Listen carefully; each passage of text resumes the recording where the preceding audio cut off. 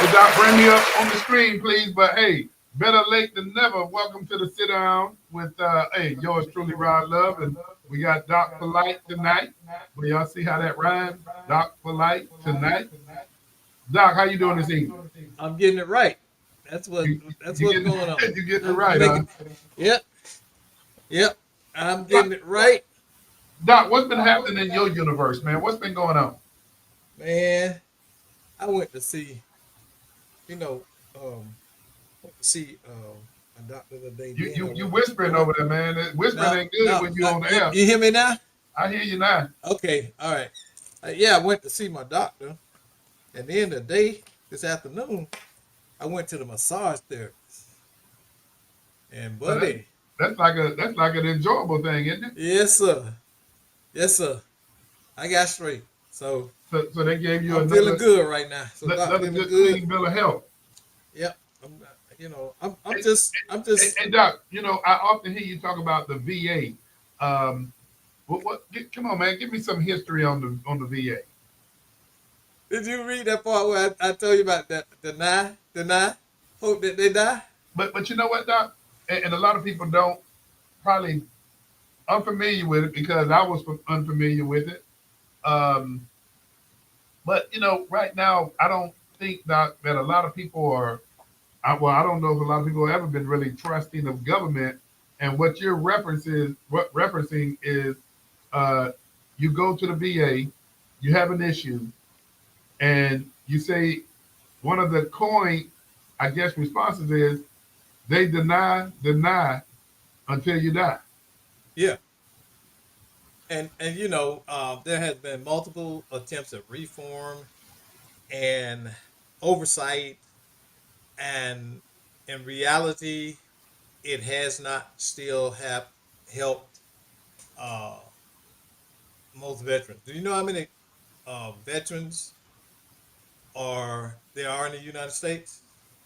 I don't know, and Mondo, you give me some volume on Doc because he's kind of fading out. Yeah, But yeah, it's how not many? me. I'm jacked up now because Uh, I switched from the one mic to the other one. so Doc, how many veterans? You know, So there's upwards of about, I think last time I looked at the stats, I think it was close to 40 million veterans in the United States, and less than three million of them use the VA healthcare system. And even with that number, the VA care is hit and miss. I don't want to paint it all as bad because when it's good, but it's inconsistent. And that is where the deny, hope that they die comes from. Because you can be trying for years and years to get into the VA care system to have a service connected disability addressed, and you can end up dying. I know somebody, I'm not going to say their name, but I know somebody recently, um, uh, 2 years ago, they passed away, and they were dealing with a type of cancer that's associated with Vietnam veterans, and they definitely had it. with Doc, And I don't know if it's one of them deals, man. I mean, and it's this question I'm about to state the irony of this question, but how do you get better services or how do you improve government when the skepticism right now? I've never seen it this bad. but it keeps saying, well, look, first of all, let me correct my stat. This online is saying 18 million veterans. I believe it's many more. I don't know. I I don't know. It's more to me. It's more than that. And this is another characteristic of it. We're under reported all the time, because um, many veterans, believe it or not, are homeless.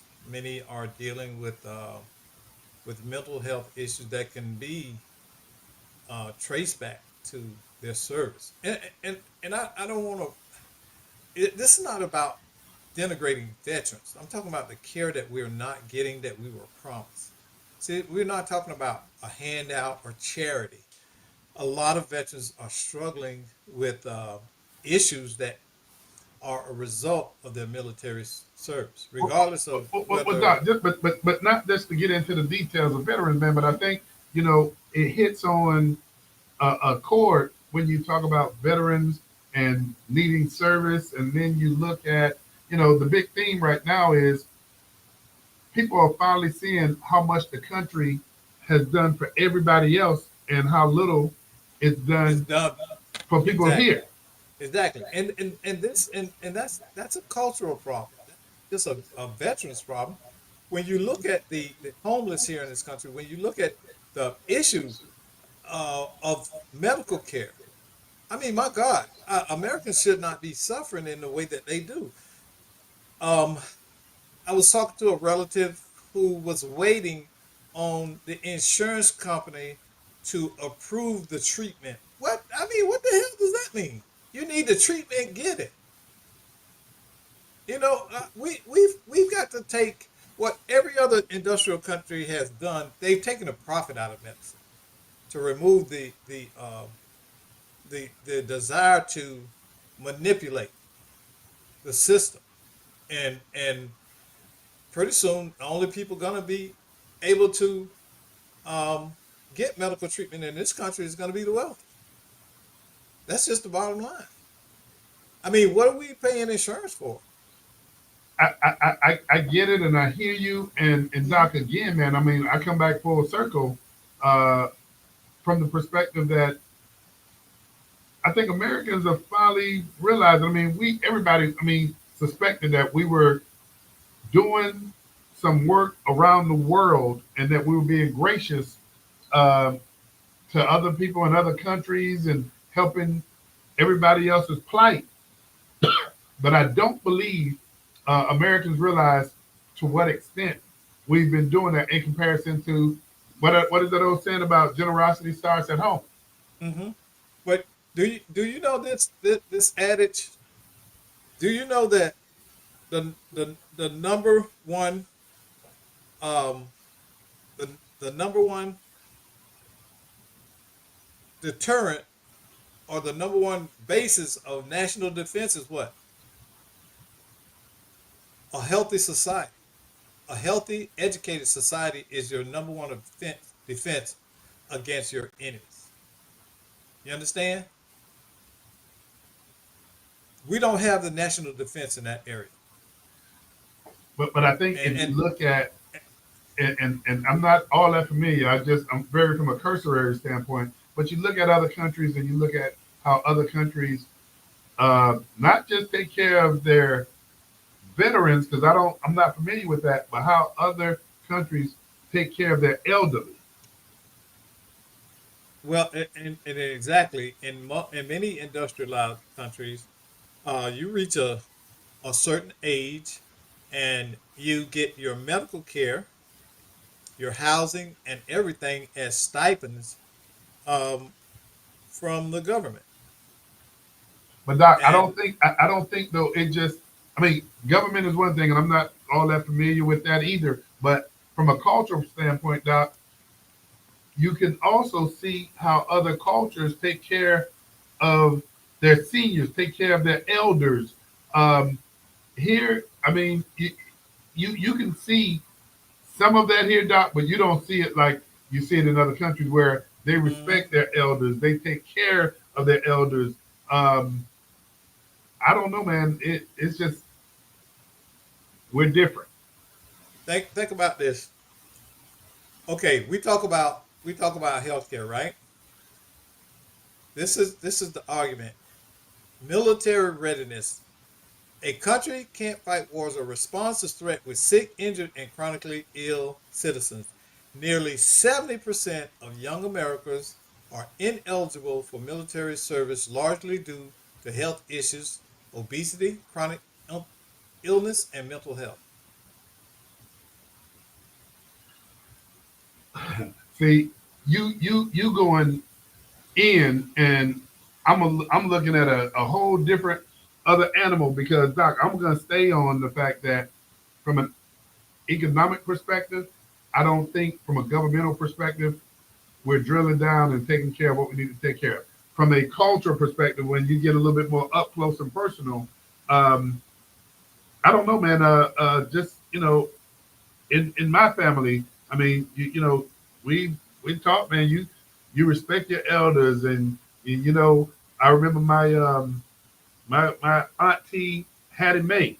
When she got to a point where she couldn't be as mobile as she was, hey man, we would walk that auntie to wherever she had to go, and you see both arms on her just to make sure she didn't have a misstep. It's just, I think, a cultural perspective, Doc. You talk about the VA, yeah, that is more government, and I mean, I wish. Hey, you know what, Doc? Let me back up and say this to you. Why do you think people go to Disney World? For the rides? Mm-hmm. They go for the experience, Yeah.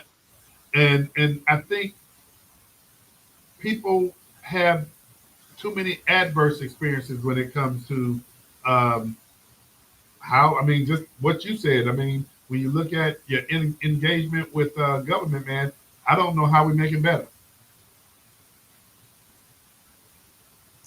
Yeah. Okay. I'm glad. Ask Doc. That's what we're gonna. I'm gonna start a segment. Ask Doc. Okay. If the United States redirected even a fraction, how much you think we spend on defense spending annually? The defense budget is 800 plus billion, so I couldn't tell you. It's 900 plus billion.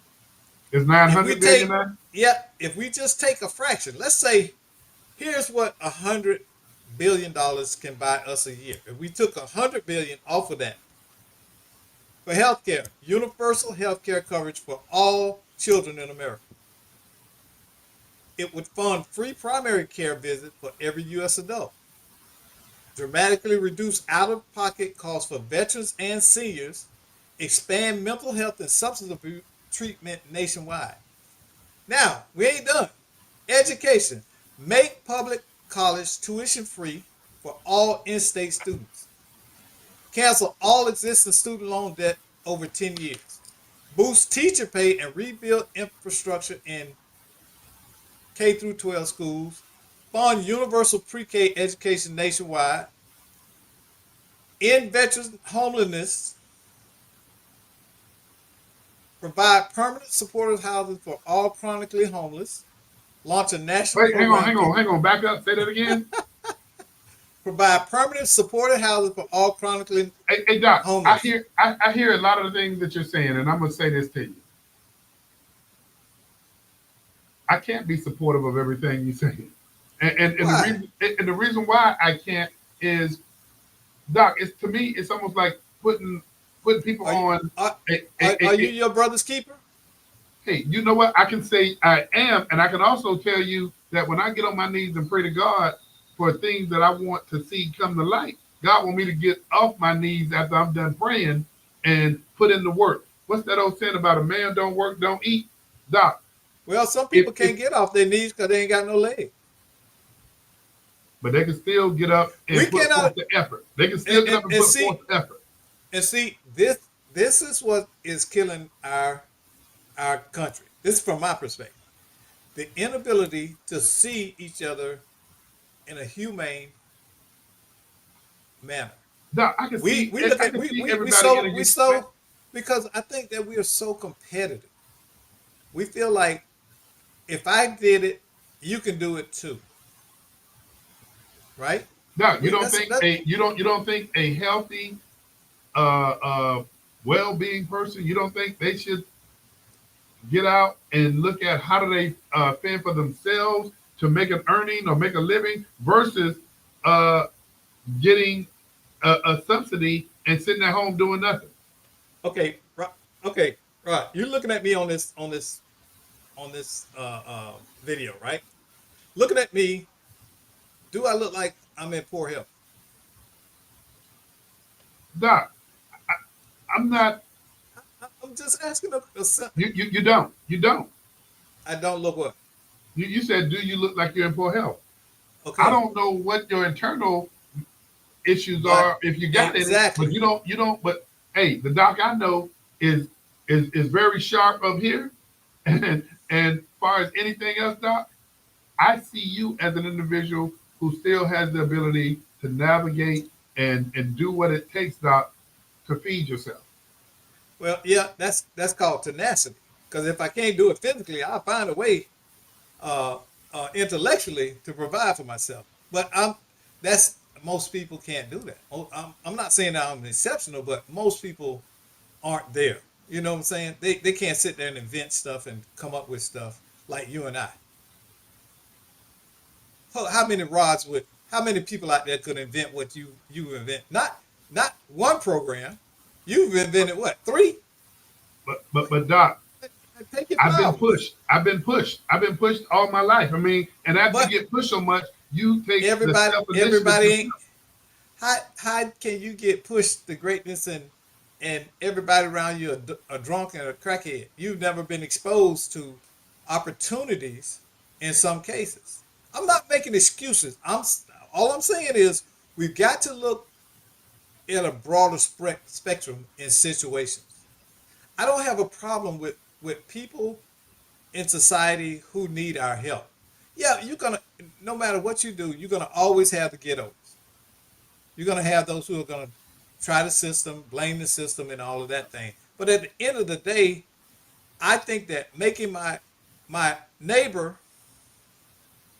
better and more comfortable does serve my interests in a Tell me, big way. I want to hear this. Tell me. Because a society, number one, a desperate person, a lot of these people out here doing this crime, they desperate or feel that they're in a desperate situation. It's like the best social program you can give a man is what? A job. Exactly. But is a job a social program? But if you haven't been taught that, it is a social program because it fits you into society. If you're capable of holding a job, you feel better about yourself. You feel more connected to your neighbors, and you feel a part of a community. You feel that you're accomplishing what you're supposed to do in life. So There's doc, nothing. so doc, There's doc. not. Let me. I hear what you say about neighbor, and I'm sitting up here trying to come up with a good response to that.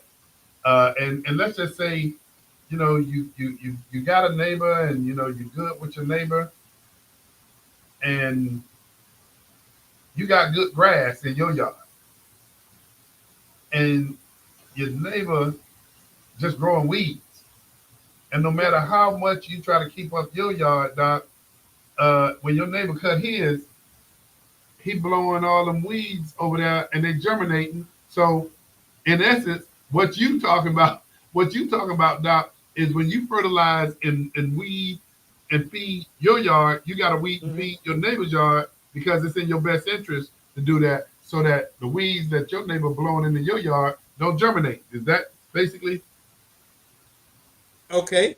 So there's a lot to be said in that analogy. And the first thing is, have you talked to your neighbor about jointly addressing the weed problem? so you need So have you really looked at I mean, we're talking uh hypotheticals here. I mean, yeah, we yeah. talking But hypotheticals. again, if you go to your neighbor and say, "Hey, look, um, I hate weeds, and I see that you do too, but we got to get together and find out a strategy so both our yards ain't we both ain't fighting weeds separately. So Let's so fight them doc, together." to that point, and again, we're just talking hypothetical. My neighbor's good, but from a hypothetical standpoint, you don't think that your neighbor can see that all they doing is cutting weeds and cutting them and throwing them into your yard, giving you don't think they can see? You don't think they don't know what they're doing? So So when I in see, turn, I go back to what you I were saying. again, wait now, you asked me a question, Okay, okay? Your thought processing is based on an assumption. the assumption You're that my neighbor assuming can't you're see. you're you're assuming you're assuming that they know and understand about weeds. Maybe they don't know about. Everybody ain't born where they got grass at. Look at a lot of people in New York. My aunt Nell lived in the Bronx, and they had a patch of grass. And she wanted that patch of grass to stay green, so she put a fence around a patch of grass in front of her brownstone. It was crazy, but that was important to her because she's the Alabama girl, born and bred. But she got up there and she had a patch of grass. She wanted it to be green. Other people didn't care, but she wanted to take care of it. Did they know how to take care of grass? Probably not. So we have to, before we make assumptions, we have to become informed and know people's circumstances, situation. Maybe that neighbor, this is the first time they ever own a home, and they don't know what home maintenance is. So Okay, part of what you're saying is communication, which I get. right, I right. get communication. But then the other part, Doc, that I'm really getting from you, I believe you're right, communication. But the other part that I'm getting from you is the part about making excuses. And you know what? I don't know if I talked to you this weekend, Doc, but I heard that quote from oh man, the guy who was a commentator, um, and he does a really good job. He used to play for the Pittsburgh Steelers. He was a defensive back. It'll come to me in a second. But and I know this quote has been out there, but boy, I tell you, when he said it, he just said it with so much grace when he talked about um, excuses are the tools of incompetence. Oh yeah, oh yeah. And he said, uh, to those who use those excuses often, they build monuments of nothingness. And he really laid it down from the perspective, man, that we all can use excuses. Be careful how often you use them because, again, they're the tools of, of nothingness, if you would, and they create monuments of nothing. And so, Doc, when we talk and, about, and that's very true because but I think it rings very different about incompetence because incompetence is shown when they have been exposed or provided the information or the tools to become competent. Incompetence is a choice. It's just like ignorance. Okay? There's a yeah, big difference between stupid and ignorant. Ignorance is a choice you make. Incompetence is a choice. but That means that you've been exposed to the ability to do something and you just didn't care. You excuses chose versus taking responsibility. exactly like we deal with routinely with government agencies in a local capacity. Okay, it's incompetence because they know better. They know better. They know how. They choose not to. And Doc, I They didn't want know to, better. They know yeah, how, and they choose not to. So you're right. And because I don't want to skirt over into Let's Talk Nation, but man, I tell you, Doc, it's going to be a lot of conversation when you talk about excuses or the tools of incompetence, the fact that they build monuments of nothingness, and those that use them often, you don't see their accomplishments. And where I'm going with that is you don't have leaders, you well, you good know what leaders, you who know why often use excuses. what's his name? John Hope Bryant. He's becoming my one of my favorite people to watch on these social media streets. And one of the things that I picked up from him is that the two things that's killing us is no accountability. We have no accountability for people and no repercussions. And that is what is truly robbing America right now. We But don't Doc, hold people accountable, yeah, and there are no repercussions for being incompetent or or displaying incompetency.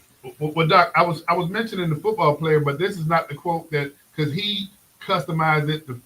He made it his Yeah, own. But when you talk about excuses are the tools of incompetence, used to build bridges to nowhere and monuments of nothingness, and those who use them seldomly specialize in anything, and I think that Exactly. says it all. Exactly. They don't, and that's their right, and that's their product. That is what they produce. Man, Nothingness, and it's like playing a checkers tournament with one checker. You just what moving it around the board, back and forth. You move it, they move it. You move it, they move it. It's busy work. You go. I, One thing about me, I would never work for a government agency again in my life. but don't say that, Doc, because Yeah, you, yeah, yeah, yeah. Because you could actually be a change agent, Doc. no, no, Rod, no. The culture in most of them are just is just awful. But you And can go in and I've worked at the state level, and I worked at the local level, and two different two different states. And I can say this with certainty. I saw more waste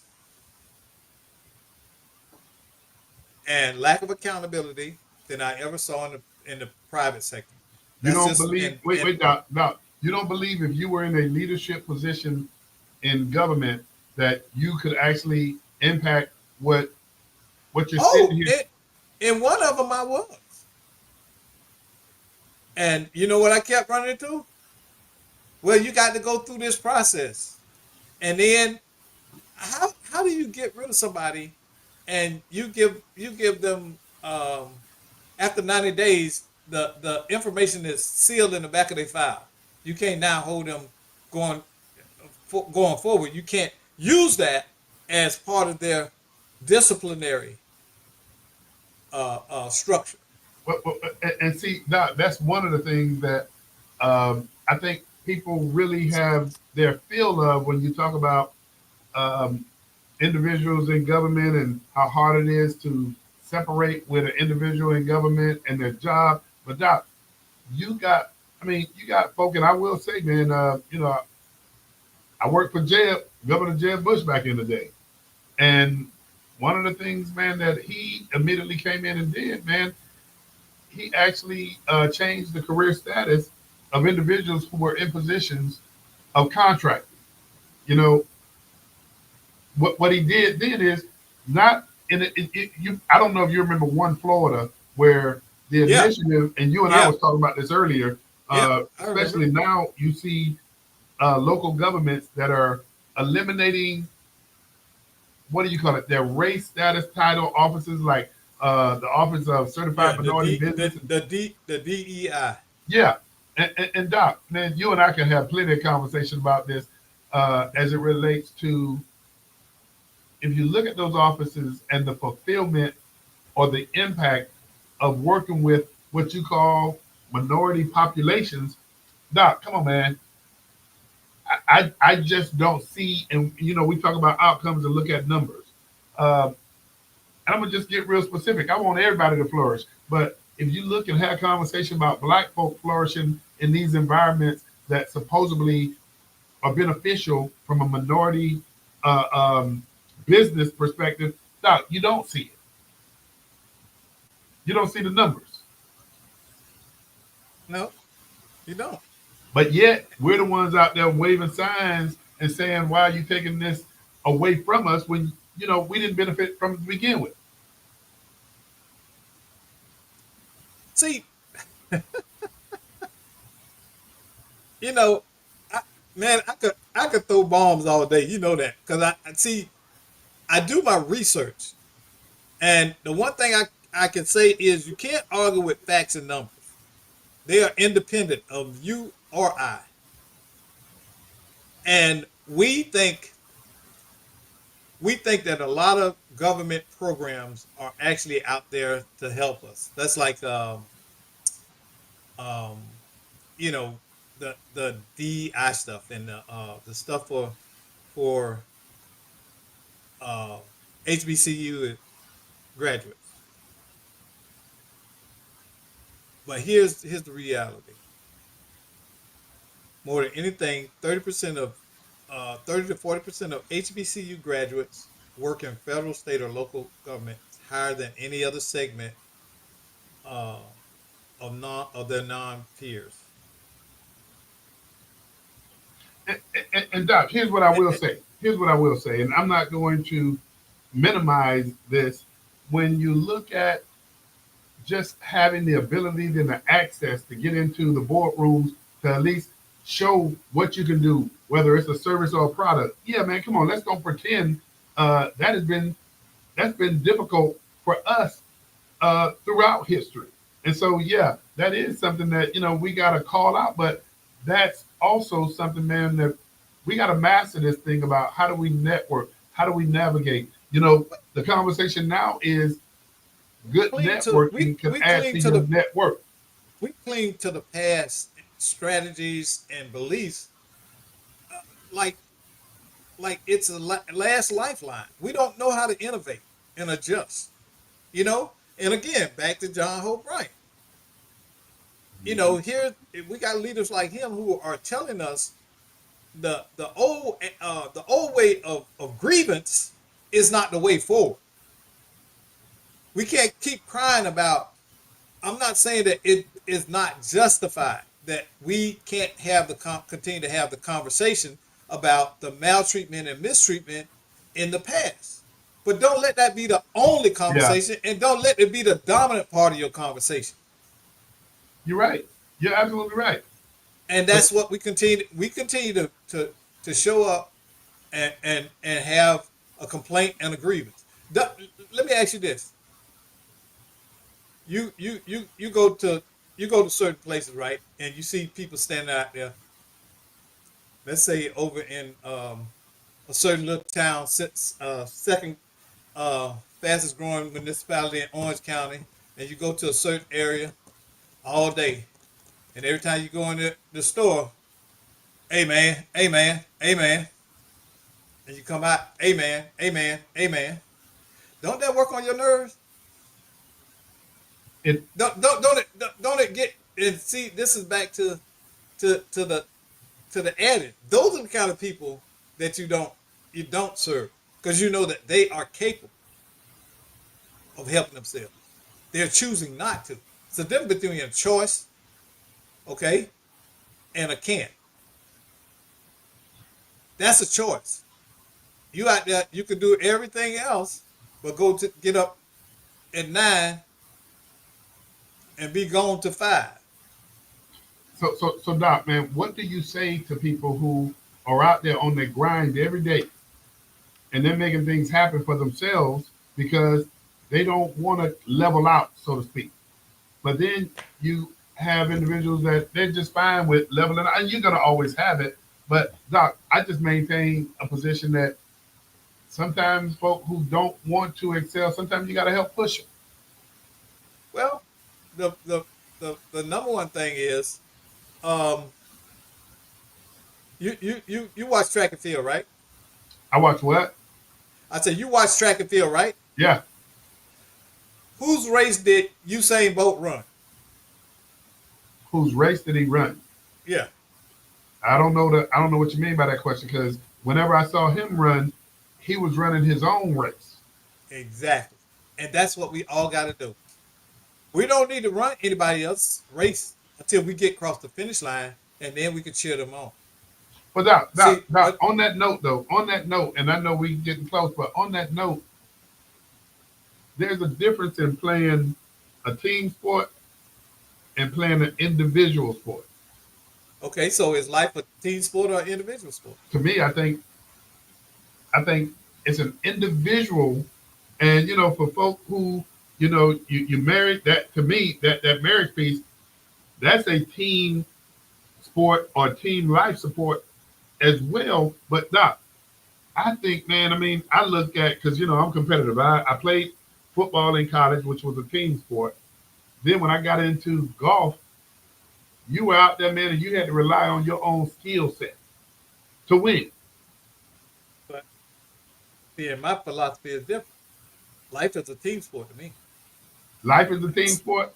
Yeah, and the reason I say that because in somewhere along the way, all of the skills that you have, you had to have teamed up with someone to learn them. Not Now, necessarily. No, okay, not necessarily. so what aspect of your life is 100% authentically Rod made? Rod made it, you say? Rod made, meaning you did it all by yourself. What there was nothing there to um, to steer you, Well, provide you, see, uh, uh, or well, hold up. it, it, See, Rod was observant. Rod always had this fire and passion in him to excel. What Rod but would also do is I would look to emulate those that I deem successful or those that I deem, you know what? I would watch folks. And when I got into the business sector of my life, I was sitting back watching how certain but people move. how did you get in that place to watch? How did I get in that? What? How did you get into those places to watch? One, I was humble. That's the first thing. No. Ain't nothing wrong with being humble. You can be as humble as you want. But how did you get into those spaces so you can observe what to do? So you're looking to, You form what?